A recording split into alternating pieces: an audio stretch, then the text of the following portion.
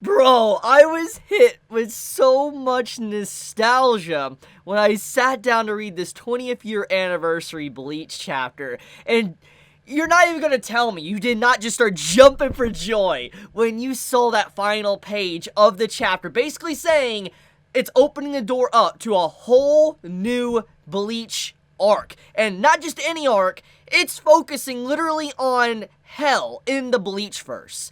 That is easily one of the things I have always wanted to explore within the Bleach universe since we found out about it in the early stages of Bleach's story. I mean, we even had an entire movie focused on the concept, but let's be honest, the movie isn't necessarily canon, and even though it's been mentioned here and there throughout the story of Bleach's manga and anime, we never really got to dive into it. It was one of those things when Bleach came to an end, when the final page turned on the manga, that left me just wondering what really is going on in hell. I want to know more about it. I wish that Kubo, had more time to explore it. And obviously that never happened. But now, after all of these years, Kubo just comes in blasting, guns blazing, with a whole new arc that is going to be focusing on a concept that can easily shake the very foundations of what the meaning of Bleach is in the first place. Automatically, I'm super freaking pumped. Like, I hopefully you guys can see, I'm excited. Like, I'm super excited just to see it. Like, it's been years since I've read a new Bleach chapter, and like I said, just the nostalgia alone hits me, but it's not just that. It's like, it brings me back to just like when I used to wake up in the morning and read, the chapters, the big three. I used to read Naruto, One Piece, and Bleach, and the chapters would come out on Tuesday. I know that's shocking, but the chapters used to come out on Tuesday, then it shifted over to Wednesday, then it shifted to Thursday, and then so on. And we have our, new time that, the chapters come out, and it's crazy to me. It made me feel like I was super young again, and back in the old days of when, YouTube was really fresh when it came to, YouTubers making content on manga. I remember King of Lightning, For Neverworld, myself, Sawyer 7 Mage, and all of us just making chapter reviews, Tekken as well, and I'm just like, yo, this is crazy. This is just legitimately crazy. I'm willing to bet you, I know Cole already posted a video, King of Lightning. I'm going to assume the man already did his famous line that he used to do. I remember when I used to, before I was really fully in to doing anime reviews and I watched his content, I remember he used to do Tite Kubo's finest work. I always loved how he said that. It always made me laugh inside, so I wonder if he did that for his, latest video. I've yet to watch it since, I didn't want to spoil myself for the chapter, but I'm going to assume he did, because it was just something that I always enjoyed when I used to, watch his content back in the day with Bleach. But, okay, let's get on topic. So, the new chapter of Bleach. If you have yet to read it, I highly recommend you to go read it. Now, at this time, there is no official translation out. Now, the official translation most likely is going to be out on Monday. Apparently, the official translations for all the chapters this week, for instance, One Piece, My Hero Academia, Black Clover, all of that, it's going to be coming out not on Sunday this weekend, but on Monday for some reason. I don't know the exact reason, but it's getting pushed till Monday. So, because of that, I couldn't really stand waiting since there's just so much information circulating around the new Bleach chapter. I just wanted to dive into myself before I was spoiled or anything, and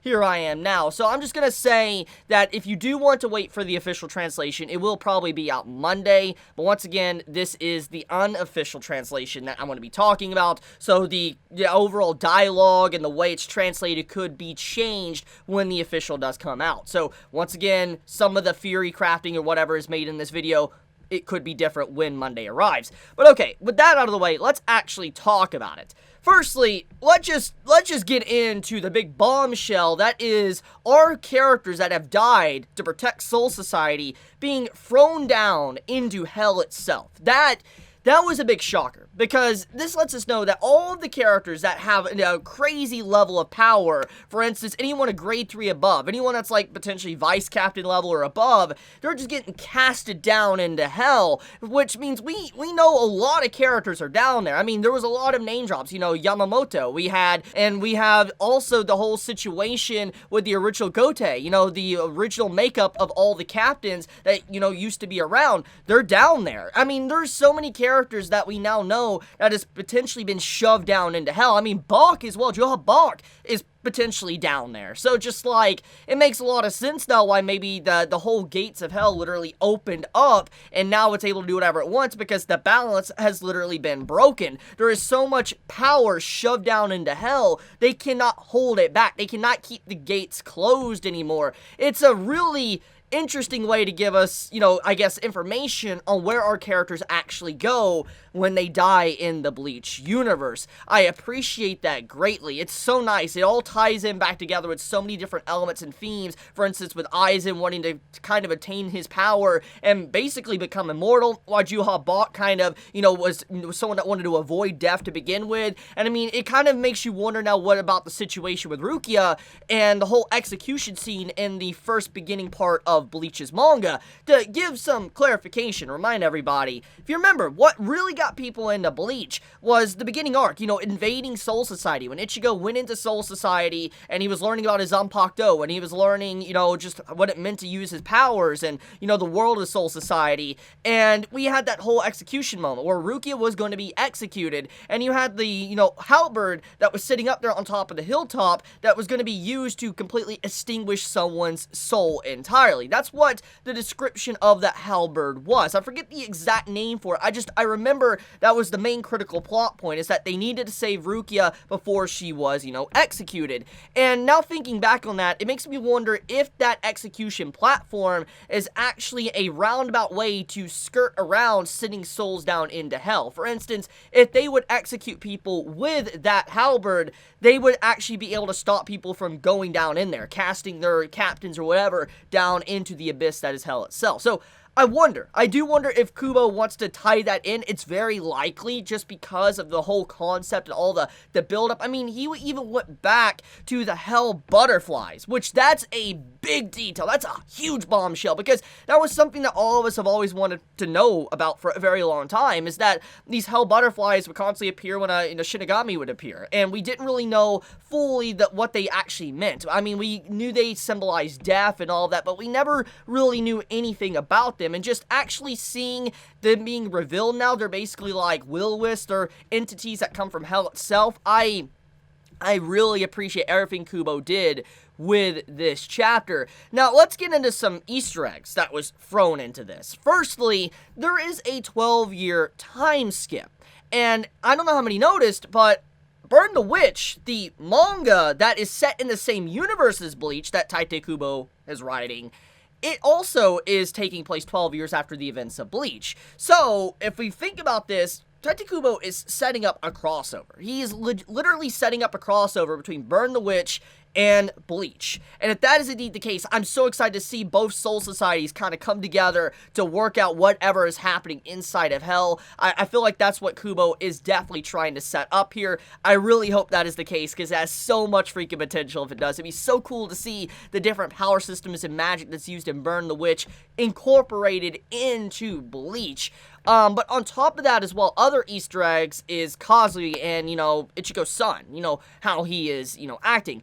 I'm just gonna say, don't trust the little fella. Like, I feel like he's a spawn of the devil. I want to keep it real with all of you. Like, he literally opened up a portal to hell itself. Like, it's very obvious what he did. If we go back to the beginning of the chapter, and then we look at the ending of the chapter, we know what he did. He literally opened up a portal to hell, and that man that went in with him, he's dead. There's no way that man is alive. He's basically a sacrifice in there. And I also worry about Khan as well, because he is an artificial soul. So I do wonder, if he's going to be okay when he walks through that gate. So many questions I have, but I know for a fact that Kazui is definitely not innocent by any means. He feels evil. He feels not like actually a good person. I mean, when he walks in through that gate, he says that everyone is there, which does make sense. All of the strong individuals that would be connected with his father, Ichigo, would definitely be down there. So it's just like, I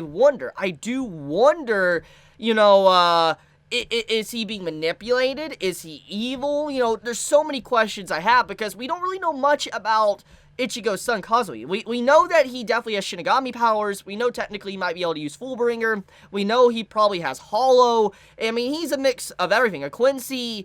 So there's so many questions. I mean, he might have lost his battle with his Hollow inside of him for all we know. I mean, that's always a possibility. You gotta remember that, I mean, we saw Ichigo constantly throughout the series. He was having that eternal struggle, that battle, fighting his own hollow to gain control, to be the king on the horse. And I wonder if, Ichigo's son lost that battle, and maybe he's being controlled by whatever entity is inside of him.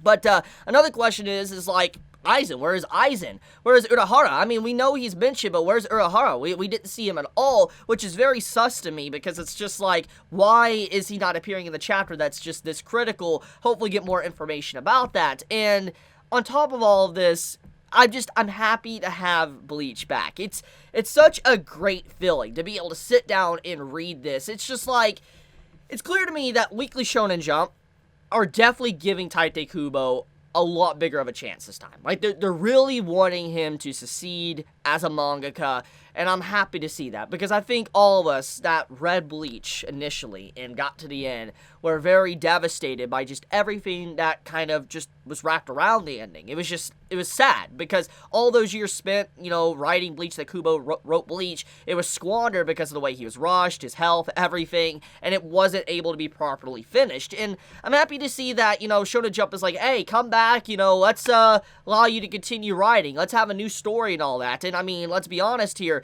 the theme of Shonen Jump recently has been very dark series. I mean, let's look at Jujutsu Kaisen, Chainsaw Man. So the time is ripe for Bleach, because it really does fit in that corner of mature manga. Because, I mean, like, let's be honest here, anyone that read Bleach, they're old now. They're in their 20s now. They're in 20s, maybe 30s now. People have grown since the end of Bleach. And, Shonen Jump probably realizes this, that their audience is aging. Their audience is no longer 10 years to 14-year-old kids anymore. They have a lot of 18-plus-year-old people watching or reading their, magazine, and so they're like, what? Let's get these old-time fans back that used to read Bleach, used to potentially read Naruto and all that, back to read this new arc, because people are loving Jujutsu Kaisen, people are loving Chainsaw Man, so it makes sense that people would love Bleach, because it kind of encompasses what Jujutsu Kaisen and Chainsaw Man are doing today, and Bleach can really dive into some really nitty-gritty dark content if it wants to get into, the Hell arc.